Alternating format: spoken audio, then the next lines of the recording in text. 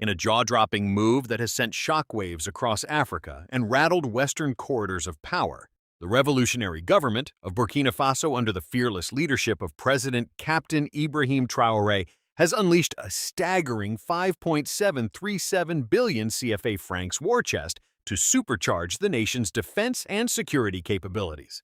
This is not just funding. This is a thunderous declaration of African sovereignty in action, a direct slap to foreign meddlers, terrorist networks, and anyone daring to undermine Burkina Faso's destiny. Africa is no longer begging for protection. It is arming itself to the teeth to reclaim its future. The Council of Ministers, in a high-stakes session, approved this colossal investment to fortify every pillar of national security. President Traoré's administration is proving once again that words mean nothing without ironclad action. While puppet regimes across the continent continue to outsource their defense to France, America, or dubious mercenaries, Burkina Faso is investing heavily in its own sons and daughters, equipping them to crush threats and secure the nation's precious resources. Explosive breakdown of the 5.737 billion CFA security mega boost, advanced equipment for the armed forces and internal security forces, cutting-edge weaponry, drones, armored vehicles, communication systems, and intelligence tools are pouring in. This will transform Burkina Faso's fighters into an unstoppable force, capable of hunting down jihadists and bandits who have plagued the Sahel for years with foreign backing. New gear for the National Road Safety Office, National Office for the Security of Mining Sites, critical.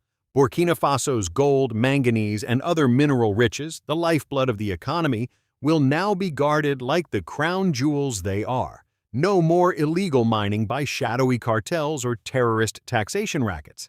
Safe roads mean safe trade, safe farmers, and safe commerce. This allocation directly protects billions in national revenue from looting. Uniforms and essential materials for police training. Training schools and agents of the General Directorate of Water and Forests. From urban streets to remote forests, officers will receive proper gear, training kits, and supplies. This boosts morale, professionalism, and operational readiness, ensuring the state maintains iron control over its territory. Forests protected from exploitation, communities shielded from chaos. This massive security surge comes at a defining hour. Since the 2022 popular revolution that brought him to power, Captain Ibrahim Traoré has defied every expectation and every threat. He expelled French troops, rejected ECOWAS sanctions, and forged the historic alliance of Sahel states, AES, with Mali and Niger. Together, these sovereign nations are building a new Sahel, free from CFA colonial hangovers in spirit, independent in decision-making, and united against external domination.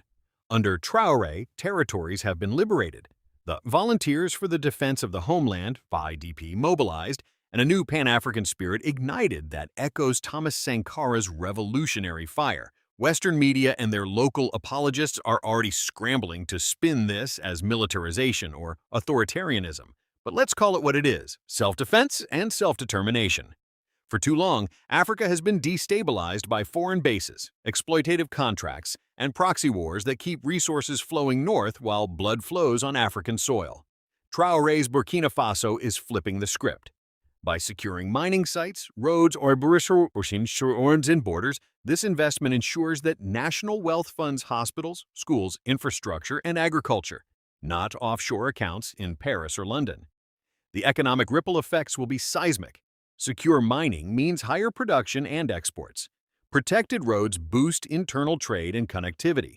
A battle-ready security apparatus deters aggressors and attracts genuine partners who respect African agency.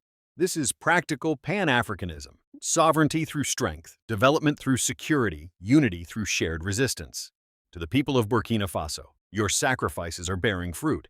To the broader Sahel and African youth, take inspiration, enlist, innovate, defend your resources, and reject the narrative of perpetual victimhood.